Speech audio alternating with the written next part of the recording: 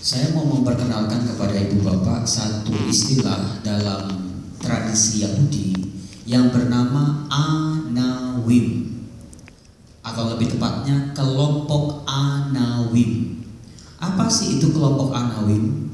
Jadi begini, ketika orang-orang Israel 500 tahun sebelum Yesus lahir, mereka tuh dibuang ke Babel.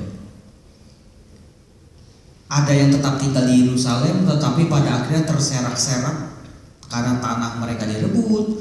Bait Allah sebagai simbol Allah hadir itu juga dihancurin. Yerusalem tembok-temboknya diruntuhkan.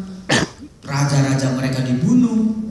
Masa-masa terberat dalam kehidupan orang Israel, di mana satu persatu janji-janji Allah kepada bangsa ini hancur. Apa yang sudah mereka terima, mereka pertahankan, tapi terlepas dari tangan mereka dengan mudahnya. Itu pahit loh. Mereka dihina-hina sama bangsa lain. Katanya umat pilihan Allah, kok dibuang misalnya. Mereka juga bertanya tuh, Allah masih ada gak ya? Apakah kita ini bangsa pilihan Allah? Kalau kita ini bangsa pilihan Allah, tapi kok Allah mengizinkan, membiarkan bangsanya diluluh lantakan sampai rata sama tanah. Lalu mereka juga mulai krisis juga tuh sama diri mereka. Loh, apakah kita masih bisa disebut sebagai umat pilihan kalau begini? Kita nenteng-nenteng barang-barang kita menuju tempat pembuangan di Babel. Itu pengalaman yang pahit luar biasa. Sampai pada akhirnya penjajahan berganti. Penjajah yang baru mengizinkan orang-orang Israel ini boleh pulang ke tanah terjanji. Apakah Anda tahu saudara-saudara? Ternyata tidak semua orang-orang Israel di pembuangan itu berani atau mau pulang ke tanah terjanji. Kenapa? Karena gak semua bisa melihat harapan. Mereka udah mengalami loh, kita udah hancur-hancuran di tanah terjanji. Di tempat pembuangan malah ada yang orang Israel yang jauh lebih sukses. Jadi ketika janji Tuhan diberikan kepada mereka, ayo aku akan memulangkan kalian ke tanah air kalian, ternyata tidak semua mau pulang. Ada yang tetap tinggal di Babel, ada yang ikut pulang tapi mampir-mampir, melipir-melipir. Ada yang ke Ethiopia, ada yang ke Mesir, ada yang ke Syria. Itulah yang disebut nanti orang-orang Yahudi di diaspora. Mereka udah gak mau lagi menerima janji Tuhan, gak mau balik ke tanah terjanji. Nah, orang-orang yang mau balik ke tanah terjanji itu ternyata cuma sedikit. Makanya kita sering mendengar sisa-sisa bangsa Israel. Orang-orang ini bukan sekedar pulang terus pulang gitu, enggak. Mereka percaya ada harapan di sana. Dalam kehancuran yang begitu menyedihkan masih ada harapan. Maka mereka menyebut kelompok sisa-sisa orang Israel atau disebut kelompok Anawim. Memang mereka pulang ada harapan. Mereka mau taat sama Allah. Mereka mau percaya sama Allah, percaya pada janji Allah. Tapi apa yang terjadi? Begitu mereka sampai ke tanah terjanji itu, rumah mereka udah gak ada, raja-raja mereka udah dibunuh, semuanya udah hancur-hancuran. Makin sedikit lagi nih orang yang mundur, orang yang gak mau lagi berharap pada Tuhan, orang-orang yang udah gak percaya lagi sama janji Tuhan, karena kenyataan yang realnya gak sesuai sama janji Tuhan yang diucapkan oleh Tuhan. Maka banyak orang kecewa.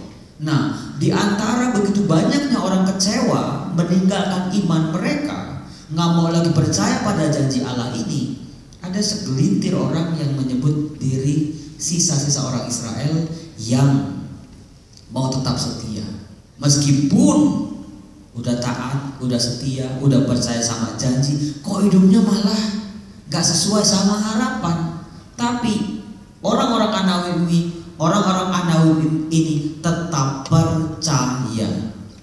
Meskipun dalam kehidupannya mereka ya diinjek-injek, Mereka miskin dalam arti semiskin-miskinnya ya, miskin rohani, miskin jasmani, gak punya apa-apa.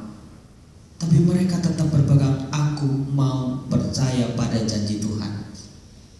Ratusan tahun kelompok Anawim ini terombang-ambing, penjajah yang berganti-ganti. Mereka ditindas, mereka semakin habis-habisan. Nah, ternyata saudara-saudara, Bunda Maria yang selama ini kita kenal, oh Bunda Maria berasal dari kota Nazaret. Bunda Maria itu seorang perawan suci. Bunda Maria itu dari keturunan Daud.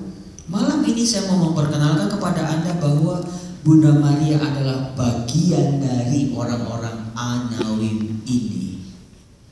Maria adalah orang-orang Anawim, sisa-sisa orang Israel yang masih mau percaya pada janji Tuhan.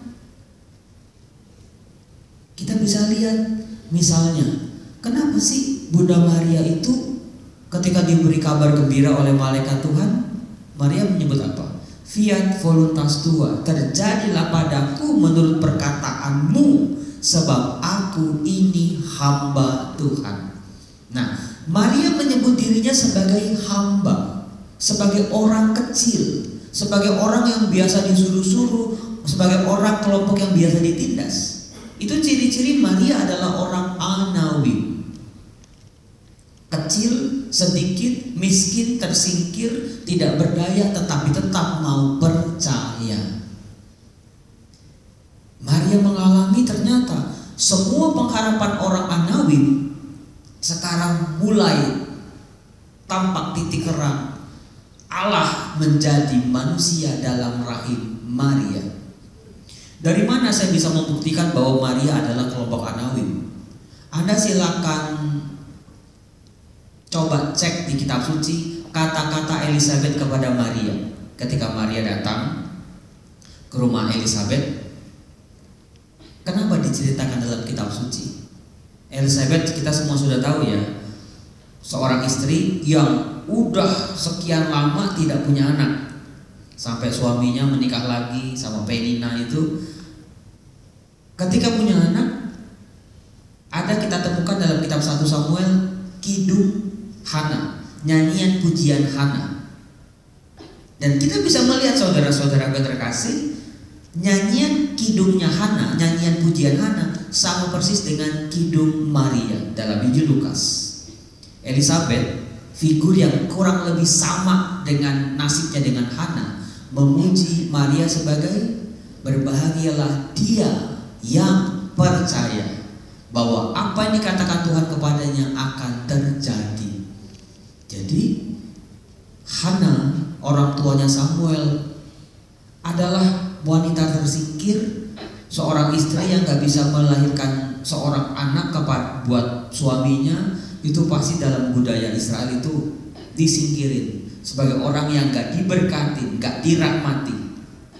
Itu bisa kita lihat dalam diri Elizabeth sama persis.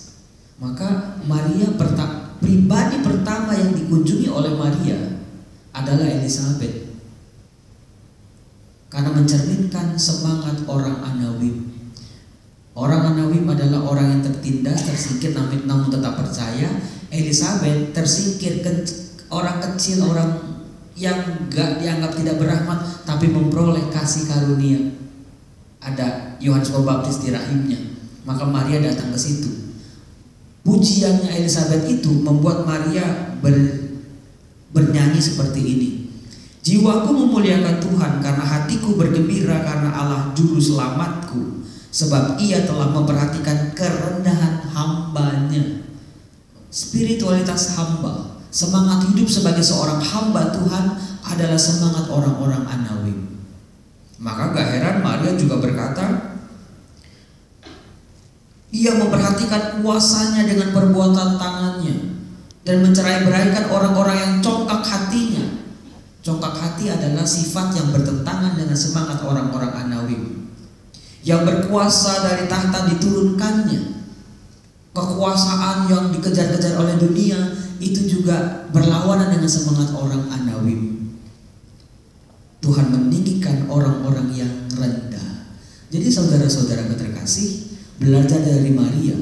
Malam ini kita mengenal salah satu sifat Maria atau informasi seputar Maria adalah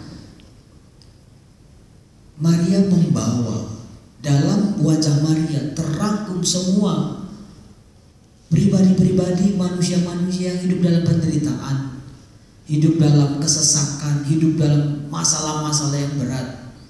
Ini kan bukan cuma soal kaya miskin kan. Banyak orang kaya juga menderita juga banyak. Orang rumahnya gedung tiap hari nangis juga banyak. Jadi ini bukan cuma kaya dan miskin secara materi, tetapi penderitaan dalam arti seluas-luasnya. Semuanya dirangkum oleh Maria, diwakili oleh Maria. Harapan kita, orang-orang tertindas, orang-orang kecil, orang-orang yang menderita, sekarang ada dalam rahim Maria. Maka dari itu, mungkin kita bisa belajar semangat menjadi orang Anawim. Mungkin kita sering dihina sama tetangga kita yang anaknya wah bisa prestasi juara 1, juara 2, juara 3, dikata-katain anak lu nggak ada otak misalnya. Wah dari situ kan kita pahit gitu loh. Dihina sama keluarga sendiri, dihina sama tetangga, dihina sama orang-orang yang jahat sama kita. Tuhan maumu apa? Aku udah berdoa loh, aku udah percaya loh, aku udah taat loh. Aku udah mencoba menjalani, mengejar harapan, mengejar janji itu. Tapi kenapa hidupku kok tidak seperti yang aku ingini? Belajar lagi-lagi spiritualitas Anawim, spiritualitas hamba. Soal rahmat itu namanya pemberian cuma-cuma dari Tuhan. Kita ini cuma seorang hamba. Seorang hamba hanya meminta apa? Please God give me, I ask you. Aku mohon kepadamu Tuhan. Aku minta kemurahan hatimu. Aku mengetuk pintu hatimu Tuhan. Itu seorang hamba. Kalau Tuhan tolong kasih aku Tuhan, mana beri aku ini dan itu. No. Ternyata seringkali kita dalam doa kita salah loh. Kita malah mengatur Tuhan. Tuhan udah kayak dispenser air. Pencet yang biru keluar dingin, pencet merah keluar panas. Tuhan bukan dispenser. Kita hamba. Tuhan maunya apa? Ikuti. Semua adalah anugerah. Kepercayaan orang Anawim adalah di ujung sana ada sebuah rahmat. Dan untuk sampai ke sana pun Tuhan merahmati aku untuk bisa sampai ke sana. Dan itu tampak dalam diri Maria, bunda kita. Jadi kuncinya adalah percaya di ujung ada rahmat. Meskipun dalam perjalanannya samar-samar gak kelihatan, tetapi percaya itu jangan pernah boleh hilang. Terima kasih. Tuhan bukan dispenser, apalagi mesin ATM. Mesin ATM.